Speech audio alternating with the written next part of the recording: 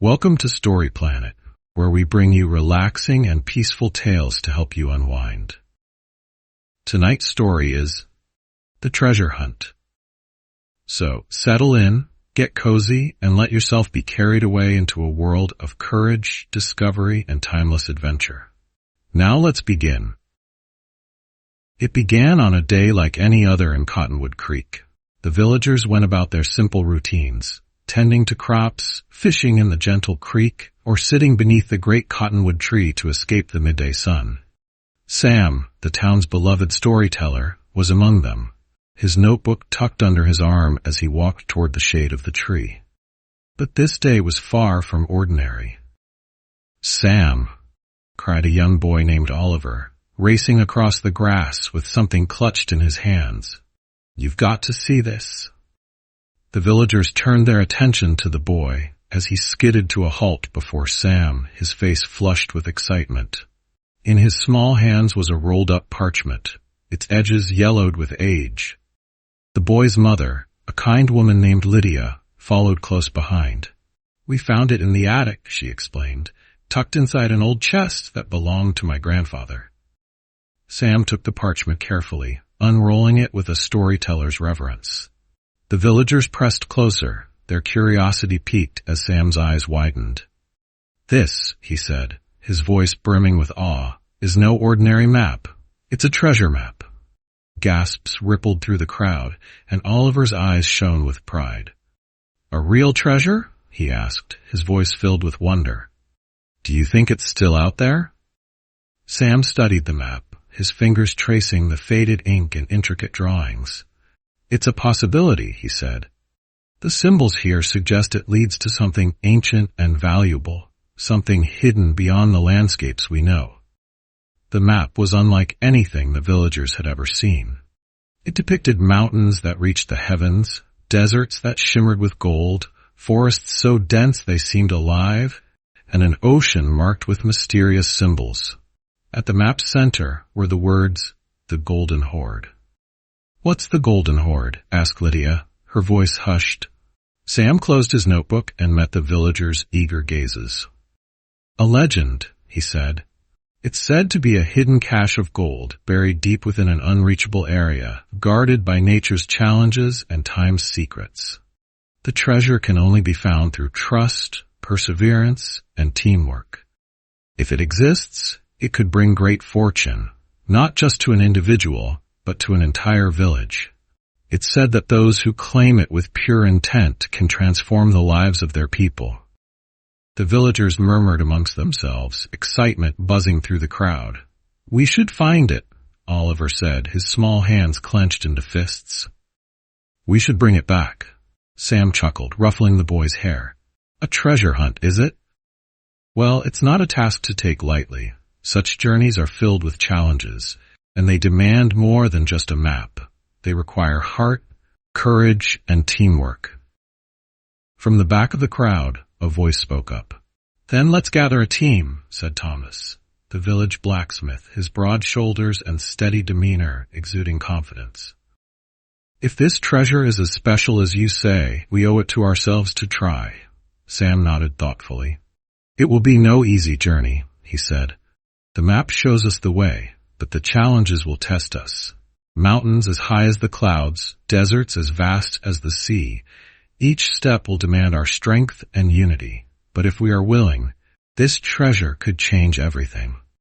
The villagers buzzed with excitement as volunteers stepped forward. Soon, a group of 5 stood ready. Thomas, the steadfast blacksmith. Miriam, the healer, whose knowledge of herbs and remedies was unmatched. Ronan, a skilled hunter with an unerring aim. Ivy, a young cartographer eager to prove her skills. And of course, Sam, who would guide them with his wisdom and the map in hand. Preparations began in earnest. The blacksmith sharpened tools and forged sturdy walking staffs. The healer packed remedies for every ailment she could think of, from cuts and bruises to exhaustion. Finn tested his bow, ensuring it was ready for any dangers they might encounter, while Clara pored over the map, sketching additional notes in the margins to ensure they wouldn't miss any details. That evening, The village gathered to see the adventurers off. Under the glow of lanterns, children clutched their parents' hands and whispered about the treasures that awaited. Their imaginations alight with the possibilities. Elders shared tales of distant lands they had heard of in their youth, adding to the sense of mystery and wonder. Sam stood beneath the cottonwood tree as the sun set, the map rolled tightly in his hand. "Tomorrow," he said to the group, "we begin. Rest well tonight, or our journey will demand everything we have." That night, the village was alive with a mix of excitement and quiet reflection. In his small home, Sam sat by the fire, studying the map's every detail. Symbols danced before his eyes, mountains, rivers, stars, and he felt the thrill of adventure stir within him. The words "the prosperity stone" seemed to glow faintly in the firelight, as though daring him to uncover its secrets. As dawn broke over Cottonwood Creek, the adventurers gathered at the village's edge. Their packs were laden with supplies, their expressions a blend of excitement and determination. The villagers waved from the valley's edge, their cheers echoing through the hills as Sam led the way, the map in his hand and a story waiting to unfold. The journey began with a path that wound through rolling meadows, the soft light of morning painting the grass in shades of gold. The adventurers moved steadily, their steps light with hope. They paused at a ridge overlooking the valley, taking one last look at their home before pressing onward into the unknown. By midday, the path grew steeper, the air cooler as they ascended into the hills. Clara consulted the map frequently, her fingers tracing the delicate lines that marked their course. "The first landmark," she said, "should be a lone cedar tree standing at the edge of the cliff." When they reached it, the tree stood tall and weathered, its branches reaching out over the abyss below. Tied to one of its limbs was a strip of faded red cloth, fluttering in the breeze. Sam untied it carefully, revealing a note scrawled in ancient handwriting. "Courage is the first step. Descend, and let the journey shape you." The group exchanged glances, their excitement tinged with nervousness. "It begins here," Sam said with a smile. "Let's see where this path leads." And so the treasure hunt truly began. As dawn broke over Cottonwood Creek, the adventurers began their journey. The sun cast long shadows over the rolling meadows, the dew shimmering like tiny gems on blades of grass. Sam led the group with the treasure map in hand, his voice steady as he recounted tales of past hunts, warning of trials that would test their resolve. The path soon led them into a dense forest where the air grew cooler and the light dimmed beneath a canopy of intertwining branches. Ivy, the cartographer, held the map up to the faint light filtering through the leaves. "The first marker is here," she said, pointing to a symbol etched near the forest's edge. "A fallen tree shaped like an arch. We follow it eastward." As they walked, the group fell into a rhythm. Miriam, the healer, collected herbs along the way, as her practiced hands plucking leaves and flowers that would become remedies for whatever ailments the journey might bring. Ronan, the hunter, moved silently, his eyes scanning the shadows for any signs of danger. Thomas, the blacksmith, carried the heaviest pack, his broad shoulders bearing the weight with ease. They reached the arch-shaped tree by mid-morning, its moss-covered bark glowing faintly in the dappled sunlight. Beneath it was a carved stone, its surface worn smooth by time but still legible. "Only the brave may cross the hunter's path." "What does it mean?" Ronan asked, his fingers brushing the hilt of his blade. His question was answered moments later as the faint growl of wolves echoed through the forest. The group froze, their eyes darting to the shadows where golden eyes gleamed in the underbrush. "Stay calm," Sam said, his voice firm. "They're testing us." The wolves emerged, their sleek forms moving in unison as they encircled the group. There were 6 of them, their fur shimmering like silver in the dim light. Ronan knelt, his bow drawn, but Sam raised a hand to stop him. "This isn't a fight," he said. "It's a test of courage. Miriam stepped forward, her hands empty but steady. She knelt slowly, her gaze meeting the largest wolf's. The animal growled low, but Miriam didn't waver. From her pouch, she drew a piece of dried meat and placed it on the ground. The wolf sniffed the air, its golden eyes locked on hers before it stepped forward to take the offering. The tension broke as the wolves retreated, their forms fading into the forest like shadows. "Well done," Sam said, nodding at Miriam. "Courage isn't always about fighting, it's about knowing when not to." The group pressed on, the encounter leaving them both humbled and emboldened. The forest thinned as they climbed higher into the hills, where the air grew colder and the wind sharper. Ivy consulted the map again, her brow furrowed. The second marker is a circle of stones at the base of a cliff. It should be just ahead. When they reached the site, the group was awed by its beauty. The circle of stones stood in a clearing, their surfaces carved with intricate runes that seemed to hum faintly in the wind. In the center of the circle was a small pool, its surface so still it reflected the sky like a mirror. Etched into the largest stone was the next clue. Trust the stillness, it will guide your way. "What do you think it means?" Thomas asked, his deep voice breaking the silence. Sam crouched by the pool, his reflection rippling slightly as he touched the water's surface. "Stillness isn't just about the water," he said. "It's about us, trusting ourselves, even when the path ahead isn't clear." They took turns gazing into the pool, each seeing something different. For Miriam, it was a field of flowers blooming under a gentle sun. For Ronan, it was a lone hawk soaring through a canyon. For Ivy, it was the constellations she had memorized as a child, their patterns guiding her hand as she sketched the map. Each vision left them quiet, as though the water had whispered secrets meant only for them. The stillness was broken by a faint rumbling that grew steadily louder. The ground beneath them began to tremble, and from the pool rose a column of light, its glow illuminating the forest.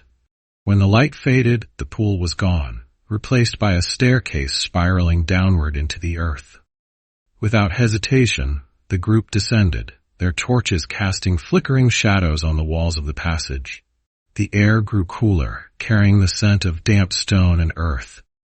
At the bottom of the staircase, they found a cavern filled with crystals that glowed softly, their light reflecting off the walls in dazzling patterns.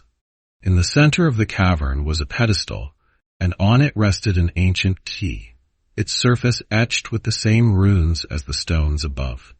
Sam reached out to take it, his fingers brushing the cool metal. As he lifted it, the cavern seemed to sigh, a breeze stirring the air as though the place itself had been holding its breath. "This is only the beginning," Sam said, his voice echoing in the chamber. "The key will lead us to the next trial, but the hardest tests are still to come." The group climbed back to the surface, the key safely tucked away. The sun was setting, painting the sky in hues of orange and gold.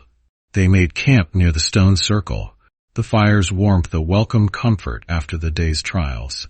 As they ate, their conversation turned to what lay ahead. "Do you think the treasure is real?" Ivy asked, her voice quiet. Sam smiled, his gaze fixed on the horizon. "The treasure is real," he said, "but it's not just gold or jewels, it's what we'll learn about ourselves along the way. That's the real reward." The group fell silent, each lost in their thoughts as the stars emerged one by one. Above them, the constellations seemed to shimmer with promise, and the journey ahead felt both daunting and filled with endless possibility. The morning sun rose behind them as the adventurers left the stone circle, the ancient key safely stored in Sam's pouch. The air was crisp and the forest soon gave way to rocky terrain. Their boots crunched over loose stones, and the towering canyon walls rose around them, narrowing their path with every step. "This is the canyon system marked on the map," Ivy said, tracing her finger along the jagged lines. "The path looks straight forward, but there are warning symbols here and here." She tapped 2 points where the lines bent sharply. We'll need to be cautious. Ronan surveyed the narrowing canyon ahead, his hand resting lightly on the hilt of his blade. Canyons like these can be tricky. Echoes can play tricks on you, and the narrow walls can funnel winds into sudden gusts. Stay close and don't wander off. The group pressed forward, their steps echoing faintly off the canyon walls. The farther they ventured, the cooler the air grew, the shadows deepening as the sunlight struggled to reach the ground. The only sound was the steady crunch of their boots and the occasional whisper of wind through the rocks. It wasn't long before they encountered their first obstacle. A massive boulder, weathered smooth by time, blocked the path ahead.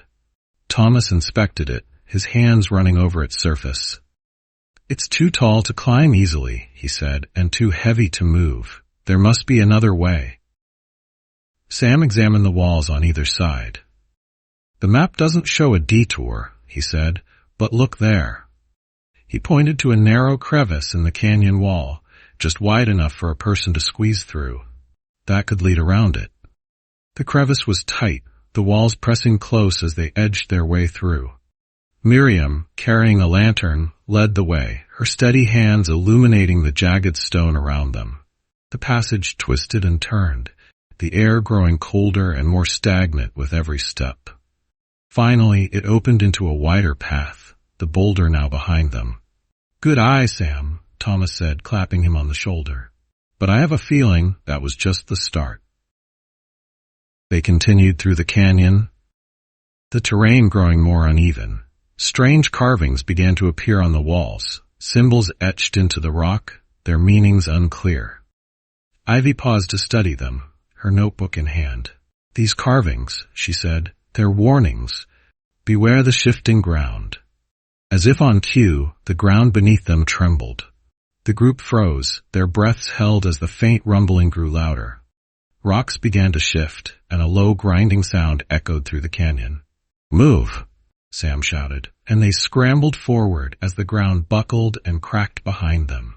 They reached a stable section of the canyon, their breaths coming in heavy gasps. Miriam knelt to check for injuries, her calm demeanor a grounding force amidst the chaos. Everyone's fine, she said, her voice steady, but we'll need to be more careful. The group pressed on, the canyon walls growing taller and darker. They reached a point where the path split into two, the map offering no clear direction. In the center of the fork stood a stone pedestal, its surface worn but still legible. Choose wisely. One path leads forward, the other circles back. How do we decide?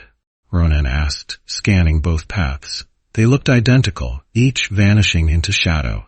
Sam stepped forward, his fingers brushing the carvings on the pedestal. Sometimes the answer isn't what you see, it's what you feel. Everyone, close your eyes, listen. The group did as he said, their breathing slowing as they focused. The canyon was silent at first, but then Ivy spoke.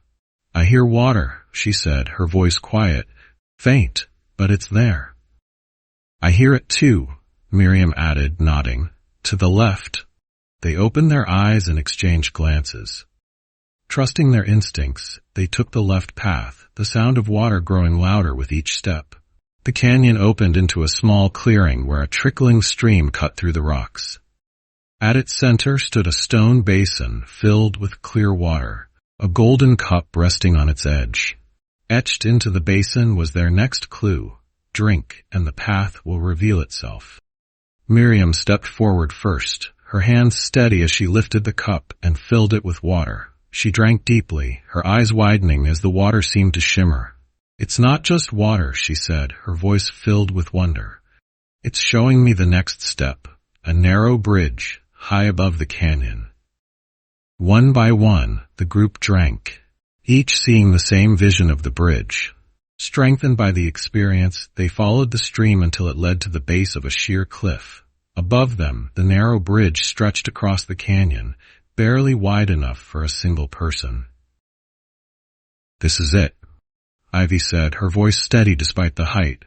The bridge from the vision. Ronan tested the first step, his weight pressing cautiously on the ancient stone. It's stable, he said, motioning for the others to follow, but take it slow. The crossing was harrowing, the wind tugging at their clothes as they inched across the bridge. Below, the canyon yawned wide, its depths lost to shadow. But they made it to the other side, their relief palpable as they stepped onto solid ground. Ahead of them, the path widened, and the canyon began to brighten as sunlight filtered through an opening in the walls. They emerged onto a high plateau, the landscape stretching before them in all directions. In the distance, a lone spire of rock jutted into the sky, its peak glowing faintly in the sunlight.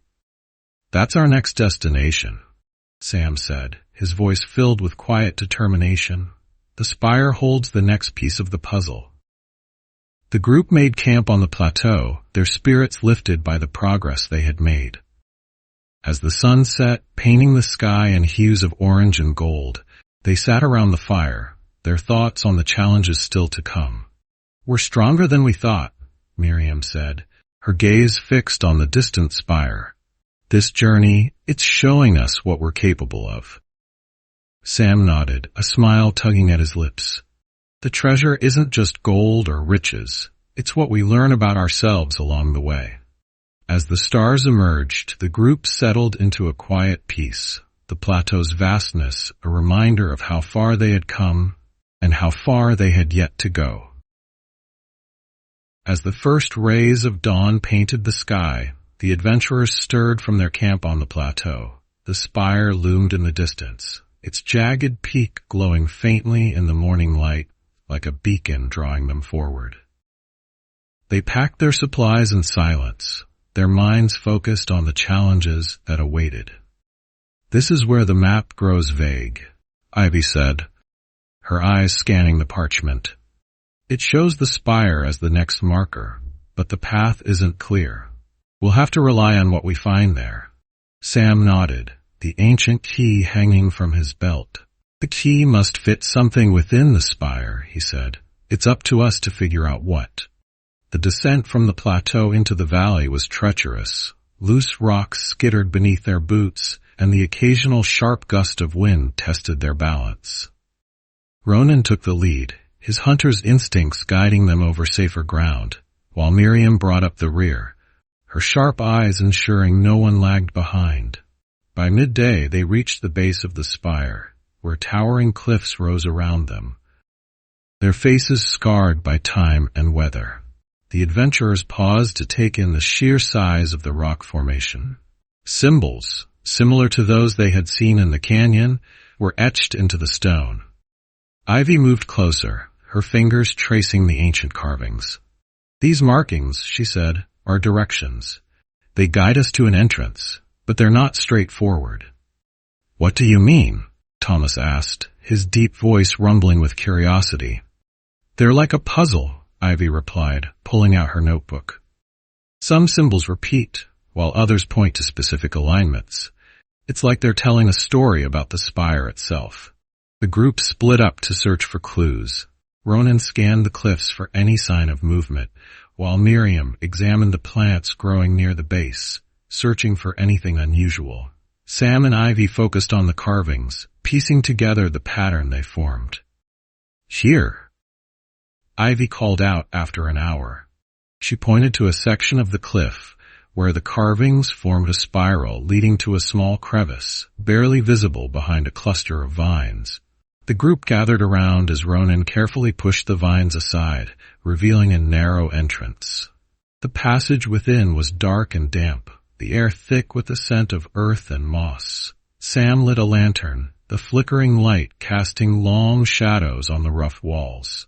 The group moved cautiously, the narrow corridor winding upward in a slow spiral. The sound of dripping water echoed faintly, adding to the eerie atmosphere. They emerged into a large chamber at the heart of the spire. Crystals jutted from the walls, their surfaces shimmering with faint, otherworldly light. In the center of the chamber stood a pedestal, its surface carved with intricate runes. Atop it rested a stone disc, its edges worn, but its center marked by a circular indentation. Sam stepped forward, holding up the ancient key. "This must be it," he said, He fit the key into the indentation, and a soft hum filled the chamber. The crystals glowed brighter, their light reflecting in mesmerizing patterns across the walls. The pedestal shifted, revealing a hidden compartment. Inside lay a second key, smaller than the first, but equally ornate. Alongside it was a small pouch filled with golden dust. "What is this?" Thomas asked, lifting the pouch carefully. "It's part of the treasure," Sam said, his voice hushed. "But it's also a clue. The gold isn't ready to be used. It needs to be refined. This journey isn't just about finding wealth. It's about transforming it, just like we're transforming ourselves." The group examined the second key, noting its markings. Ivy compared them to the map and found a new symbol near the edge of the parchment. "This is the next destination," she said, pointing to a small lake drawn in the southeast corner. "The key will likely lead us there." As they prepared to leave the chamber, the ground trembled faintly, and the crystals dimmed. "We need to move," Ronan said, his voice tense. "I don't trust this place to stay stable." The group retraced their steps through the narrow corridor, emerging into the bright sunlight with a sense of relief. They took a moment to catch their breath, the spire now behind them, before setting their sights on the distant lake. That night, they camped near the edge of the valley, the second key safely stored alongside the first. As they sat around the fire, their conversation turned to the treasure itself. "This gold dust," Miriam said, holding up the pouch, "it's more than a prize. It's a promise. If we can find the rest and refine it, it could change everything for Cottonwood Creek." Sam nodded, his gaze distant. "The map isn't just leading us to gold, it's leading us to growth, to learn patience, trust, and the value of working together." The stars above seemed to echo his words, their light steady and unyielding. As the group drifted off to sleep, the spire stood tall behind them, a reminder of the trials they had overcome and the challenges still ahead. The following morning, the adventurers woke early, the first light of dawn brushing the horizon in soft hues of gold and pink. The spire now behind them, they turned their attention southeast, where the map indicated their next destination, the mysterious lake marked with swirling lines and symbols of hidden depths. "The map suggests it's not an ordinary lake," Ivy said, her brow furrowed as she examined the parchment. "There's something unusual about the way it's drawn, almost as if the water hides more than it reveals." "Then we'll tread carefully," Sam replied, adjusting his pack. "This journey hasn't exactly been predictable so far." The group set out across the valley, the terrain gradually shifting from rocky slopes to rolling grasslands. The air grew warmer as the sun climbed higher, and a faint breeze carried the scent of wildflowers. Despite the serene surroundings, the adventurers remained alert, knowing that the path ahead would likely hold new challenges. By midday, they reached a ridge overlooking the lake. The sight took their breath away. The water shimmered like liquid silver, its surface perfectly still despite the gentle breeze. Surrounding it were tall reeds and vibrant wildflowers, their colors reflected in the mirror-like expanse. But what drew their attention most was the small island at the lake's center, where a single ancient tree stood, its branches reaching skyward like a sentinel. "That must be where the next clue is," Ronan said, his sharp eyes fixed on the island. "But how do we get there?" As they descended to the lake's edge, they discovered a small wooden dock, half submerged and weathered with age. Tied to it was a simple rowboat, its oars resting inside. A carved plaque on the dock read, "Only those who trust the waters may cross." "What does that mean?" Thomas asked, his deep voice tinged with skepticism. "Are we supposed to row blindfolded or something?" "It might be a metaphor," Miriam suggested, her tone thoughtful. "Trusting the waters could mean we need to rely on more than just our eyes." Sam stepped forward, placing a hand on the boat. "There's only one way to find out," he said. "Let's load up carefully and stay alert." The group climbed into the rowboat, which dipped slightly under their weight but remained steady. Sam and Thomas took the oars, their movements synchronized as they guided the boat toward the island. The water beneath them was eerily clear, revealing smooth stones and strange, twisting patterns etched into the lakebed. As they neared the island, the air grew cooler, and a faint mist began to rise from the water's surface. The adventurers exchanged uneasy glances, the silence broken only by the rhythmic splash of the oars. When they reached the shore, the boat nudged gently against the island's edge, and the group disembarked. The ancient tree towered above them, its gnarled roots twisting into the earth like veins. At its base was a stone altar, covered in moss and engraved with runes similar to those they had seen in the spire. In the center of the altar lay a small, intricately carved chest. "This must be it," Ivy whispered, her voice barely audible. Sam approached the chest cautiously, the ancient key in his hand. As he inserted the key into the lock, the chest emitted a soft click and the lid creaked open. Inside was another pouch of golden dust, along with a fragment of a stone tablet, its surface etched with more runes. "These runes," Ivy said, examining the tablet, "look like part of a larger message. We must need the other fragments to complete it." "What does this one say?" Miriam asked. Ivy squinted at the fragment, carefully translating the symbols. "Through fire and water, the treasure is forged. Trust your strength, and the path will reveal itself." The group exchanged glances, the weight of the words sinking in.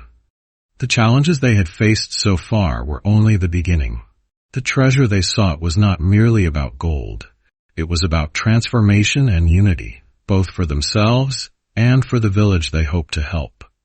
As they prepared to leave the island, the tree's branches rustled, though there was no wind. A faint glow emanated from the altar, as if to bid them farewell. They returned to the boat, the second pouch of golden dust and the tablet fragment secured among their supplies.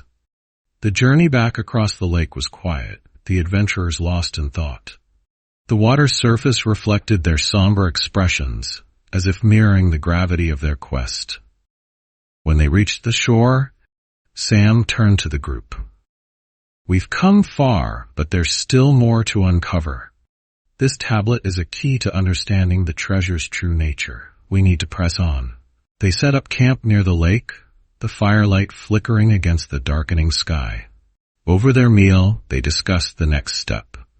The map now pointed toward a mountain range in the distance, its jagged peaks promising both danger and discovery. "Each step we take feels heavier," Ronan said, his voice low. "But it's not just the weight of the supplies. It's the responsibility. This isn't just about us, it's about everyone back home." Miriam placed a reassuring hand on his shoulder. "That's why we'll succeed. We're not doing this alone." As the stars filled the sky, the group settled into an uneasy rest, their dreams filled with images of fire and water, gold and stone. The lake behind them shimmered faintly under the moonlight, as if holding secrets it was not yet ready to reveal. The morning arrived with a sharp chill, the mountain range looming ahead like a wall of challenges waiting to be conquered. The adventurers packed their supplies in silence, each preparing mentally for the arduous climb that lay ahead. The map, now adorned with more symbols and clues, clearly pointed toward a peak shrouded in mist, a destination ominously marked with a symbol of fire. As they set out, the terrain quickly grew steeper, the grassy slopes giving way to jagged rocks and loose gravel. The air thinned as they ascended, each step requiring more effort. Sam led the way, his lantern swaying from his pack, while Ivy kept her eyes on the map, ensuring they stayed on course. "This path looks less like a trail and more like a dare," Ronan muttered, using his staff to steady himself on the uneven ground. "It's meant to test us," Miriam said, her voice calm despite the climb. "Every challenge we've faced so far has been a lesson. This one will be no different." By midday, they reached a narrow ledge that hugged the side of the mountain. Below them, the valley stretched out like a patchwork quilt, its beauty a stark contrast to the rugged path they traversed. Ahead, the mist thickened, swirling around the peak like a living thing. The group paused to catch their breath, their faces damp with sweat despite the cool air. Thomas scanned the path ahead, his sharp eyes narrowing. "The mist is hiding something," he said. "Look at how it moves. It's unnatural." Sam stepped forward, studying the shifting fog. "There's something we need to pass through," he said.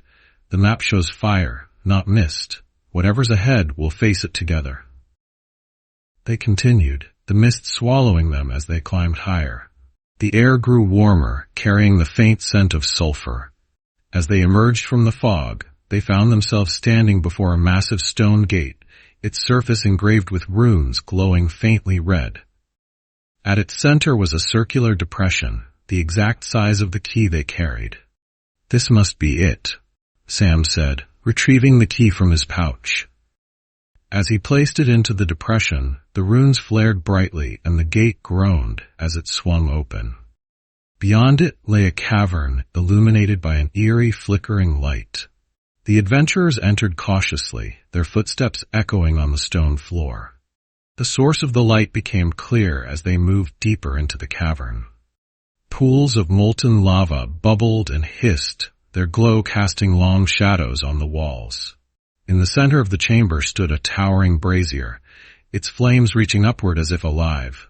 Etched into the base of the brazier were words in the same runic script they had seen before. Ivy knelt to read them, her voice steady despite the heat. "Through the flame, truth is forged. Step forward with courage or turn back with doubt." "What does it mean?" Ronan asked, his tone edged with unease. "Are we supposed to walk into the fire?" Sam examined the brazier, his expression thoughtful. "It's not about the fire itself. It's about what it represents. Transformation. We've seen this theme in every clue so far. We're being asked to confront our fears, to trust that the fire will shape us rather than destroy us." Thomas stepped forward first, his broad shoulders squared. "If this is what it takes to move forward, I'll go first." He extended his hand toward the flames, which leapt higher as he approached. For a moment, it seemed as if the fire would consume him, but as he stepped into the brazier's glow, the flames parted, leaving him unharmed. "It's warm," he said, his voice filled with wonder, "but it doesn't burn." One by one, the others followed, each stepping into the brazier's light. The flames danced around them, filling them with a strange, invigorating energy. When they emerged, they felt lighter, as if a great weight had been lifted from their shoulders. At the brazier's base, another compartment opened, revealing a third pouch of golden dust and another fragment of the stone tablet. Ivy retrieved the fragment and studied it carefully. "The heart of the mountain hides the final key," she read aloud. "We're close, but there's still more to uncover." As the group exited the cavern, the mist began to clear, revealing a new path winding higher into the mountains. The air was cooler now, and the distant sound of rushing water reached their ears. They followed the path until they found a small spring bubbling from the rocks, its crystal-clear waters a welcome sight after the heat of the cavern. They made camp near the spring, the golden dust and tablet fragments carefully stored. As they sat around the fire, their conversation turned to the village they had left behind. "This treasure isn't just about gold," Miriam said, her gaze thoughtful. "It's about what we can build with it. Schools, roads, new opportunities for everyone back home." Sam nodded, his expression contemplative. "The journey is changing us," he said. "Every trial teaches us something new, about trust, courage, and perseverance. We'll return not just with treasure, but with the wisdom to use it wisely." The group fell silent, the fire's crackle filling the still night. Above them the stars shone brightly, their light a reminder of the path they had traveled and the challenges still to come. The mountain peak loomed in the distance, its shadow a promise of the final trial that awaited. The sun rose slowly over the jagged peaks, casting long shadows across the rocky terrain. The adventurers stirred from their camp near the bubbling spring, their breaths visible in the crisp morning air. Above them the mountain loomed larger and more imposing, the path to its peak obscured by wisps of cloud. Sam held the map, now marked with new symbols, each a step closer to the treasure hidden at the mountain's core. "This is where the map ends," Ivy said, pointing to a swirling mark near the summit. "The heart of the mountain. Whatever we're looking for, it's there."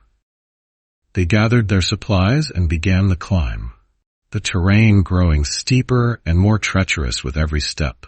Loose stones slid beneath their boots, and the air thinned, forcing them to pause frequently to catch their breath. Despite the physical strain, the group pressed on, their determination unshaken. The trail eventually led them to a massive stone archway carved into the mountainside. The runes etched into its surface glowed faintly, as though they were alive. Beneath the archway, a narrow tunnel disappeared into the mountain's depths. "This is it," Sam said, his voice filled with quiet awe. "The entrance to the heart." The group lit their lanterns and stepped inside, the air growing cooler and damper as they descended. The tunnel wound downward in a series of steep spiraling steps, the sound of their footsteps echoing off the smooth stone walls. Strange carvings adorned the walls, depicting scenes of fire, water, and earth intertwined, as if telling a story of balance and creation. After what felt like hours, the tunnel opened into a vast underground chamber. The air was thick with heat, and the glow of molten rock illuminated the cavern's walls. In the center of the chamber stood a massive stone pedestal, its surface engraved with the same swirling patterns as the map. Above it, suspended in midair, was a golden orb radiating a soft, pulsing light. "The final key," Ivy whispered, her voice filled with wonder. As the group approached, the ground trembled slightly, and a deep rumble echoed through the chamber. A voice, low and resonant, seemed to emanate from the very walls. "To claim the treasure, you must unite what has been divided. Fire, water, and earth must become one." "What does it mean?" Ronan asked, gripping his staff tightly. "How do we unite them?" Sam studied the pedestal, his fingers tracing the patterns etched into its surface. "The tablet fragments," he said, turning to Ivy. "We need to complete the tablet." They retrieved the fragments from their packs, carefully fitting them together on the pedestal. As the final piece clicked into place, the tablet began to glow, its runes lighting up in a cascading wave of energy. The ground trembled again, and the golden orb descended slowly, coming to rest atop the tablet. "Now what?" Miriam asked, her voice steady despite the intensity of the moment. "Each of us must play a role," Sam said. "Fire, water, and earth. The clues have been leading us here all along." Thomas stepped forward first, his broad shoulders squared. "I'll take fire," he said, placing his hands on a glowing red symbol etched into the pedestal. The flames from the molten rock nearby leapt higher, their light reflecting in his determined gaze. Miriam followed, her hands resting on a blue symbol representing water. The air around her grew cooler, and the sound of rushing water filled the chamber. Ivy and Ronan each placed their hands on the green symbols of earth, their combined strength steadying the pedestal as the golden orb began to pulse faster. Finally, Sam stepped forward, his hands resting on the central symbol, a swirl that united all three elements. The orb glowed brighter, its light filling the chamber as the elements merged. Fire, water, and earth combined into a single, radiant energy, the room vibrating with its intensity. With a final burst of light, the orb split open, revealing its contents. A large golden nugget, raw and unrefined, resting atop a pile of golden dust. Beneath it was a scroll, its edges worn but its text perfectly legible. Sam unfurled the scroll and read aloud, "This treasure is not the end, but the beginning. Take what you have earned and transform it into something greater. Unity, courage, and perseverance are the true wealth. Use this gift wisely, for it carries the hopes of those who came before you. The group stood in silence, the weight of the message sinking in. The treasure they had sought was not just gold, but the lessons they had learned along the way. They carefully collected the golden nugget and the dust, securing it in their packs. As they exited the chamber, the air felt lighter, the heat dissipating as they ascended back to the surface. The mountain seemed less imposing now, its challenges a memory of growth and triumph. That night, as they made camp under the stars, the group reflected on their journey. "We'll bring this treasure home," Miriam said, her voice filled with quiet determination. "Not just the gold, but the lessons we've learned. Cottonwood Creek will thrive because of what we've achieved together." Sam smiled, his gaze on the distant horizon. "And one day we'll tell this story, so others can be inspired to embark on their own journeys." The fire crackled softly, its warmth a reminder of the trials they had faced and the bonds they had forged. The mountain behind them stood tall and silent, its secrets now part of their story. A story of courage, unity, and the treasure that lay not in gold, but in the hearts of those who dared to seek it. The first rays of dawn crept over the horizon, painting the sky in soft hues of amber and gold. The adventurers packed their camp with quiet efficiency, the golden nugget and dust secured safely among their supplies. Though they had claimed the treasure, the journey was far from over. The path home would test their strength and unity once more. As they descended from the mountain, the terrain challenged them at every turn. Loose rocks skittered underfoot, and the air was thick with the scent of rain as dark clouds gathered above. The group moved cautiously, their eyes scanning the path for signs of danger. The first test came when the trail narrowed along a steep cliffside. The wind howled through the rocks, tugging at their cloaks and threatening to unsteady their steps. Ronan, ever watchful, led the way, his hunter's instincts guiding them over the precarious ledge. "Hold tight to the rope," he instructed, securing it around a sturdy rock, one at a time, slow and steady. One by one, the adventurers crossed, their hands gripping the rope as the wind roared around them. When Miriam stumbled, Thomas reached out, his strong arm steadying her until she regained her footing. "Thanks," she said, her voice tight with gratitude. "We're in this together," he replied with a reassuring nod. The group pressed on, the storm clouds rolling closer. By the time they reached the valley, rain had begun to fall, turning the path into a slick, muddy trail. Ivy consulted the map, her fingers smudged with dirt as she traced their route. "There's a river ahead," she said, raising her voice over the sound of the rain. "If we follow it, we'll reach the forest and find shelter." The river was swollen with rainwater, its current fast and unyielding. The adventurers paused on its bank, assessing their options. "We'll need to build a raft," Sam said, his gaze sweeping the area. "There's no other way across." Using fallen branches and vines, the group worked together to construct a sturdy raft. Thomas used his strength to tie the logs securely, while Ronan tested the vines for durability. Miriam and Ivy gathered additional materials, their movements quick and efficient despite the downpour. When the raft was complete, they pushed it into the river and climbed aboard. The current pulled them forward, the water churning around them as they navigated the winding stream. Ronan used a makeshift oar to steer, his sharp eyes scanning for obstacles. "Hold tight," he called as the raft lurched over a rapid, the water spraying them with icy droplets.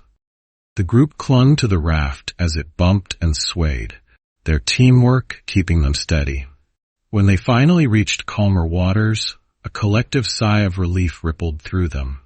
By nightfall, they reached the edge of the forest, where they found shelter beneath a canopy of ancient trees. The rain had eased, leaving the air cool and fresh. They built a fire, its warmth a welcome comfort, as they dried their clothes and prepared a simple meal. As they sat around the fire, their conversation turned to Cottonwood Creek. "This treasure will change everything," Miriam said, her voice soft but resolute. Schools, better tools for the fields, maybe even a clinic. It's not just the gold, Ivy added. It's what we've learned. We've become stronger because of this journey. Sam smiled, his eyes reflecting the flickering flames. That's the real treasure, he said. The gold is just a means to an end. What we've built, trust, resilience, unity, that's what will carry us forward. The group fell into a comfortable silence, their thoughts on the village they would soon return to. The forest around them was alive with the sounds of crickets and rustling leaves, a reminder of the natural world they had come to respect and rely on. When morning came, they resumed their journey, the final stretch leading them back to familiar territory. The sight of Cottonwood Creek on the horizon filled them with a sense of accomplishment and pride. As they approached the village, the townsfolk gathered to greet them, their cheers echoing across the valley. The adventurers shared their story, recounting the trials they had faced and the lessons they had learned. The golden nugget and dust were displayed in the town square, not as symbols of wealth, but as reminders of what could be achieved through courage and unity. Sam stood beneath the great cottonwood tree, his voice steady as he addressed the crowd. This treasure is not just ours, it belongs to all of us. Together, we will use it to build a better future for Cottonwood Creek. The villagers erupted into applause, their faces alight with hope and gratitude. That evening, a grand feast was held, the air filled with laughter and the promise of a brighter tomorrow. As the stars emerged, Sam looked to the sky, a smile on his face. The journey had come full circle, and the story of the treasure hunt would inspire generations to come. The morning after their triumphant return to Cottonwood Creek, the village was alive with excitement and purpose. Word of the adventurers' journey and their treasure spread quickly, drawing people from nearby settlements who wanted to hear the tale firsthand. The golden nugget and dust had become a symbol of hope, a promise of what could be achieved when unity and perseverance guided the way. Sam stood beneath the great cottonwood tree, surrounded by villagers eager to know what would come next. His weathered hands rested on the ancient map, now folded neatly, its purpose fulfilled. The treasure we've brought back isn't just for us, he began, his voice steady and warm. It's for everyone who calls this place home, and for those who come after us. This is a chance to build a future that we can all be proud of. The crowd murmured their agreement, their faces alight with anticipation. Plans quickly began to take shape. Miriam proposed constructing a new clinic where she could tend to the sick and teach others about healing. It's not just about medicine, she said. It's about empowering people to care for one another. Thomas, with his skill as a blacksmith, offered to forge tools for the farmers and artisans, ensuring that everyone could contribute to the village's growth. This gold, he said, holding up a small pouch of refined dust, can be used to buy the resources we need to expand our workshops and improve the harvest. Ivy, inspired by the map's intricate designs, suggested building a library where knowledge could be preserved and shared. Maps, books, stories. They're treasures too, she said.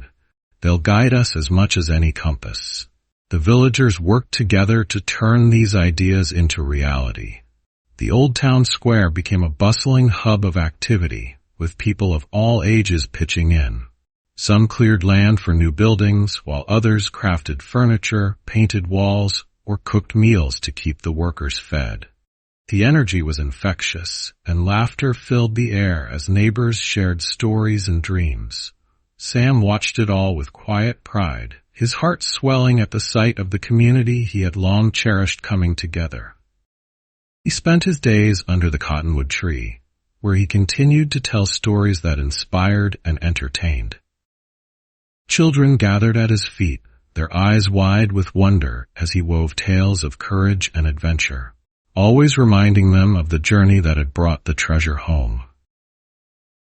One evening, as the sun dipped below the horizon, casting the village in a warm golden glow. Sam called the adventurers together. They gathered around the fire, their faces illuminated by its flickering light. "We've done something extraordinary," he said, his voice thick with emotion. "But this is just the beginning. The treasure wasn't meant to make us rich, it was meant to make us better." Ronan nodded, his gaze fixed on the horizon. "It's strange," he said. "When we were out there, I thought about the gold a lot. But now, it feels like the real treasure was the journey itself." Miriam smiled, her hands clasped in her lap. "It taught us who we are," she said, "and who we can become." As the fire crackled softly, the adventurers reflected on the trials they had faced. The narrow canyon, the molten brazier, the shimmering lake, and how each challenge had shaped them. They had returned not just with gold, but with wisdom, strength, and a bond that would never be broken. The days turned into weeks, and Cottonwood Creek began to transform. The new clinic stood at the edge of the village, its walls painted a soothing shade of blue. The library rose beside it, its shelves filling with books and maps that Ivy had carefully curated. The blacksmith's workshop expanded, its forge glowing brightly as Thomas and his apprentices crafted tools and implements that made life easier for everyone. The golden nugget, polished to a brilliant shine, was placed in a glass case in the town hall. It served as a reminder of the journey and the values that had brought it to fruition: trust, courage, and the unwavering belief in a better tomorrow. Sam continued to tell stories beneath the cottonwood tree, his voice carrying across the square as villagers paused to listen. His tales were no longer just about distant lands and ancient treasures. They were about the people of Cottonwood Creek and the incredible journey they had undertaken together. One crisp autumn evening, as the first stars appeared in the twilight sky, the village gathered for a celebration. Lanterns hung from every tree, their warm light casting a magical glow over the square. Music filled the air, and the aroma of freshly baked bread and roasted vegetables wafted from the long tables laden with food. Sam stood at the center of it all, his heart full as he looked out over the crowd. "This," he said, raising his voice above the music and laughter, "is what the treasure was meant to create. Not wealth, but unity. Not power, but purpose. Together we've built something that will last for generations." The villagers cheered, their voices ringing out across the valley. As the celebration continued late into the night, Sam sat quietly beneath the cottonwood tree, his thoughts drifting to the journey that had brought them here. The stars above seemed to twinkle with approval, as if the heavens themselves were celebrating the triumph of Cottonwood Creek. As the seasons turned and Cottonwood Creek flourished, the tale of the treasure hunt became woven into the fabric of the village's identity. The story was retold in every corner of the valley, growing richer with each retelling. Visitors came from far and wide, drawn by the legend of the adventurers who had transformed their home not just with gold, but with courage and unity. Sam remained the heart of it all, sitting beneath the great cottonwood tree, his voice carrying the warmth and wisdom of a lifetime of storytelling. His once-worn notebook now brimmed with new tales, inspired by the people around him and the legacy of their shared journey. One crisp winter evening, Sam gathered the adventurers for a quiet reunion. The fire crackled in the hearth of the newly built library, its soft glow illuminating the shelves lined with books and maps. Miriam, Ronan, Thomas, and Ivy sat around him, their faces reflecting both nostalgia and pride. "We've accomplished so much," Miriam said, her voice filled with quiet wonder. "The clinic is thriving. People come from miles away to learn and heal. It's more than I ever imagined."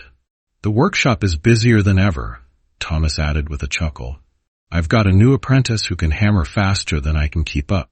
It feels good to know the skills will carry on." "The library," Ivy said, half glancing at the shelves around her, "is more than just a place for books. It's a place for ideas, for dreams. I see children here every day, their eyes lighting up as they discover something new. Ronan leaned back in his chair, his gaze distant. And the land feels different, doesn't it? Stronger, like it knows we've done right by it. Sam nodded, a smile playing at the corners of his lips. That's the beauty of it. The treasure didn't just change us. It changed everything around us. It gave us the tools to create something lasting.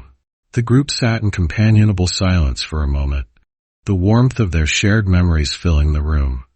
Then Sam cleared his throat, his tone playful yet serious. You know, he said, stories like this have a way of continuing. What we've built here is just the beginning. One day, there will be others who feel the call to adventure, to discover something greater than themselves. Do you think they'll find their own treasure? Ivy asked, her curiosity piqued. They'll find what they're meant to, Sam replied, and when they do, it'll be because of the foundation we've laid here. Every story inspires another. The adventurers stayed late into the night, their laughter and stories echoing through the library. As they finally dispersed, Sam lingered by the fire, his thoughts drifting to the future. He imagined the generations to come, their lives shaped by the choices and courage of those who had come before. The next morning, as the village awoke to the gentle light of dawn, Sam returned to his spot beneath the cottonwood tree. Children gathered around him, their eager faces glowing with anticipation. Today, he began, I'll tell you the story of how this village became what it is. A story of mountains and rivers, of fire and courage, and of people who dared to dream. The children leaned in, their eyes wide as his words painted pictures of distant lands and perilous journeys. Villagers passing by paused to listen, their hearts stirred by the familiar tale. As the story unfolded, Sam's voice carried a sense of timelessness, as if the very land itself were speaking through him. And in that moment, it was clear. The treasure of Cottonwood Creek wasn't just gold or dust or buildings. It was the spirit of the story, alive and thriving, passed from one generation to the next. The stars that night shone brighter than ever, their light a reminder that some treasures are eternal, etched into the hearts of those who dare to seek them. And so the story lived on, a beacon of hope and unity, forever guiding the people of Cottonwood Creek. Thank you for joining us on Story Planet, where tales unfold to help you unwind. If you felt the thrill of discovery, the strength of unity, and the wonder of adventure in the treasure hunt, consider giving a thumbs up. Share this inspiring journey with friends and family, and don't forget to subscribe for more relaxing and peaceful stories. Wishing you restful nights and sweet dreams.